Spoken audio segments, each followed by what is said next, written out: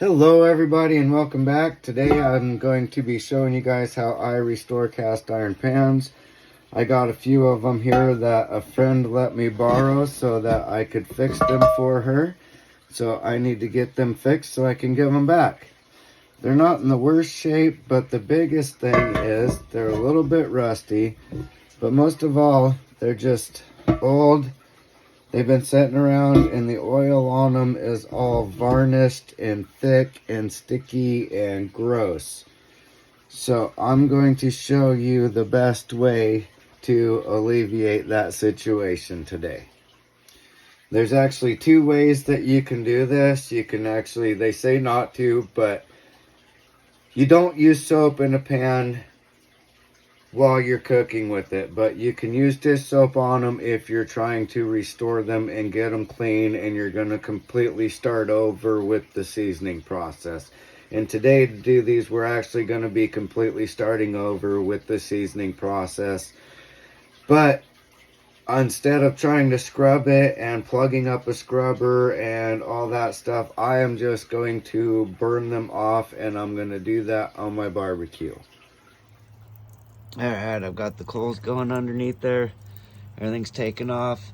I'm just going to let this heat up until it starts smoking. I don't want to get it too hot. I don't want it turning white because I don't want it warping. And you can see that I don't have any coals on this side over here. That gives me a safety net. That way if it does start to get a little too hot, I can slide it over so it's not directly over the coals. But I'm going to let this go and start burning that stuff off from it. Alright, got that one scorched off pretty good. Got it off from the heat. Got this one on the heat.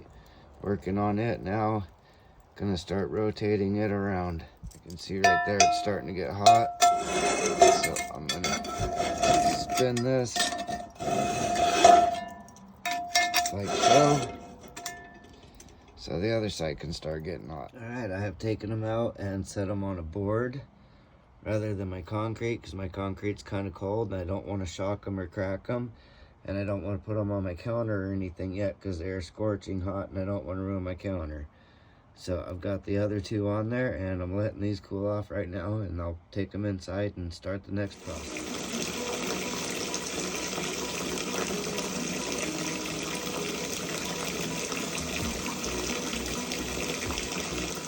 Alright, I've got my tote here that I use for dishes for camping, so it's kind of used to this. And I've filled it full of as hot water as I can get out of my tap. Now I'm adding some water that I boiled on the stove. I don't want to add too much boiling water because it'll make my tote way too soft, but just enough to get everything covered. Then we're going to add about a cup of some white vinegar. And now we're going to give this a mix around. And just let that soak for about 30 minutes or so. Or until longer if it takes longer for you to be able to get your hands in it. But right now I know I'm not putting my hands in there. That's hot. Now that it's soaked for a while and it's cooled off, we're going to throw in a nice healthy dose of some Dawn dish soap.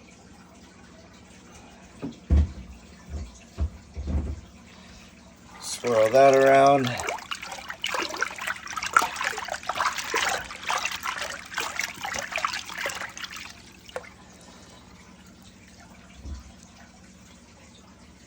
If you can't feel the soap on your hands, add more.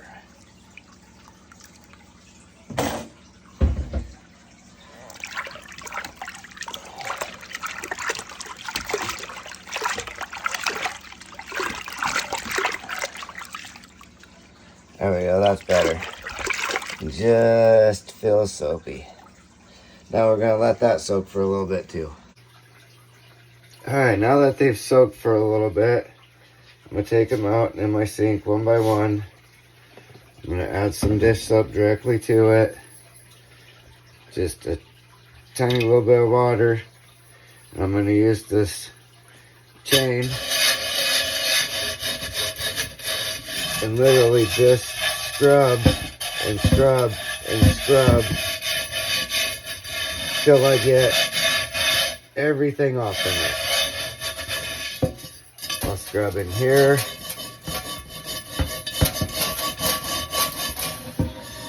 Yeah, it's got a bunch of buildup. I don't know if you can see it on the camera, but there's a bunch of stuff in there. And these things work absolutely amazing. You can use a Brillo pad, or you can use SOS, steel wool, but this is the ultimate. Alright, I'm going to continue doing this, and then I'll be back. Okay, I've scrubbed this thing completely inside and out. I'm going to make sure my water's nice and hot before I hit the pan with it. I've also got the oven preheating at 400 degrees because now that I've burnt all the oil and stuff off from it, it's not going to smoke near as bad, so it's not going to smoke my house up. So at this point on, I can use the oven. Alright, you see how bad, nasty that thing looks too? Forgot I was going to show you guys that. But yeah, I've scrubbed all the way around it, and just look how bad it was. Now all that stuff that's crusted on there would have been just a gooey, sticky mess had I not burnt it off. So I'm going to keep scrubbing this as I rinse it.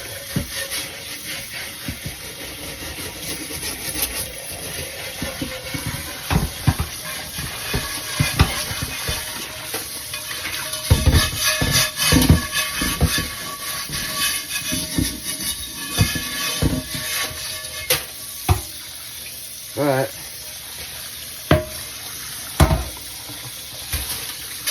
it is no longer sticky. It no longer leaves a mess on my hands when I touch it. And it almost looks like it's brand new. So I'm going to throw this in the oven and dry it out. Here's a look at this one before I start. Look at all that. All that would have just been a gooey, nasty mess. Now it's all scorched and it'll come right off. So, and it's still just a little bit sticky, a little bit gooey. So I'm going to get to work on this one doing the same thing.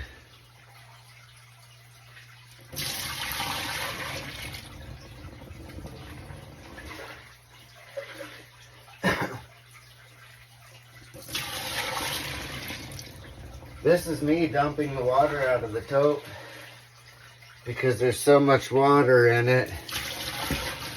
It's trying to collapse and come apart. Otherwise, I would just take it outside and dump it. But instead, I'm having to empty some of it out.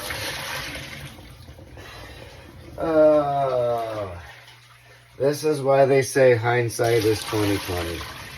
I could have just done it outside, but it is cold out there, so this is what I gotta deal with. All right, these are ready to be seasoned.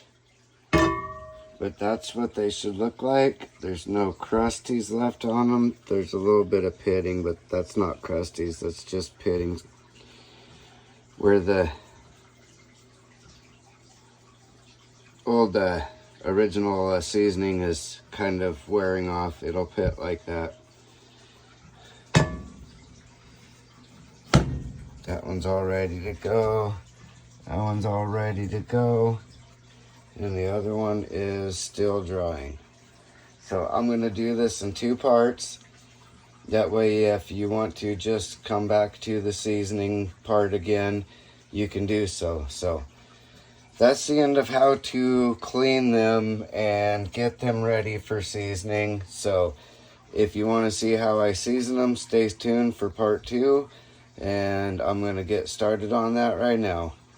So thank you all for watching, and we'll see you on part 2.